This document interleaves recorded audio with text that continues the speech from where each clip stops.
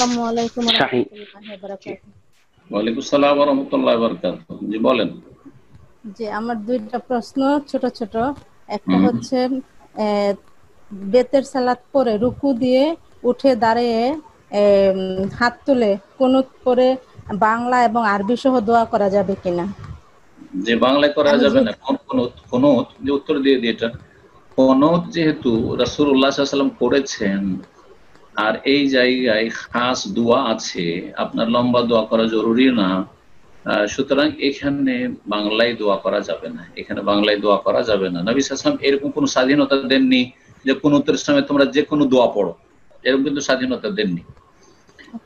তো ওখানে যে দোয়াগুলি রয়েছে এছাড়াও কোরআনী দোয়া বা হাদিসের দোয়া, রব্বানা আতিনা ফিদ দুনিয়া হাসানা রব্বানা যালামনা আনফুসানা, অন্যান্য যে কোনো দোয়া পড়তে পারেন, বহু দোয়া আয়াতে বা হাদিসে আছে, ওগুলো পড়তে পারেন, কিন্তু নিজের ভাষা বা অন্য কোনো ভাষায় দোয়া করা যাবে না কোনোতে।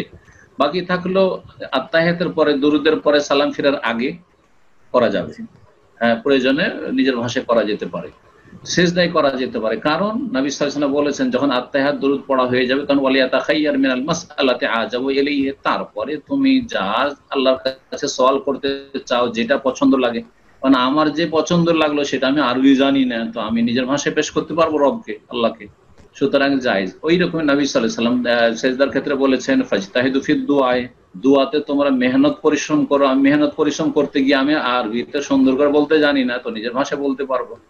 এই দুটো ক্ষেত্রে নিজের ভাষায় দোয়া করা যেতে পারে, যে কোনো ভাষাভাষী, কিন্তু তসবিহ বা যে সুন্নতি দোয়াগুলি রয়েছে সেগুলি পড়ার পরে, সুবহান রাব্বিয়াল আলা পড়ার পরে আপনার জি সিজদায়, ঠিক তেমনি জি আত্তাহিয়াত, তাশাহুদ, আর তারপরে আল্লাহুম্মা সাল্লি আলা মুহাম্মাদ, দুরূদ ইব্রাহিম, আল্লাহুম্মা বারিক আলা মুহাম্মাদ পড়ার পরে আপনার ধরেন এই যে 4টি-5টি জিনিস থেকে যে আল্লাহর কাছে আশ্রয় আছে, আল্লাহু মিন আউযু মিন আযাবিল কবর, এগুলো পড়লেন, আর তারপরে জি। পড়েন।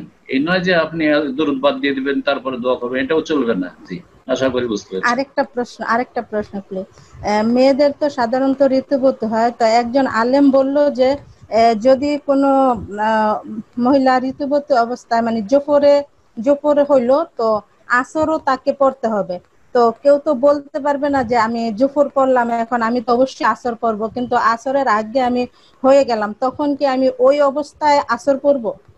মানে পবিত্র হয়ে গেলে, পবিত্র হওয়ার কথা না, বলছেন? পবিত্র হয়ে না, মানে শুরু ঋতুবতী হলো, হলো, শুরু হলো আর কি। ঋতুবতী হলো কখন? জোহরের পরে? যারা জোহর মানে জোহর পড়লাম, জোহর পড়ার পরে আসর পড়ার আগে হয়ে গেলাম, তাহলে কি আমার ওই না অবস্থায় কি আসর পড়বো? না না, মানে মোটেই না, মোটেই না। আপনার আসরের সময় আসেনি, আসরের সময় আসেনি তো আসর পড়বেন না। এর বিপরীতটা, কেউ যদি পাক পবিত্র হয় আসরের সময়, তো জোহর পড়ে নেবে, কেউ কেউ বলেছেন।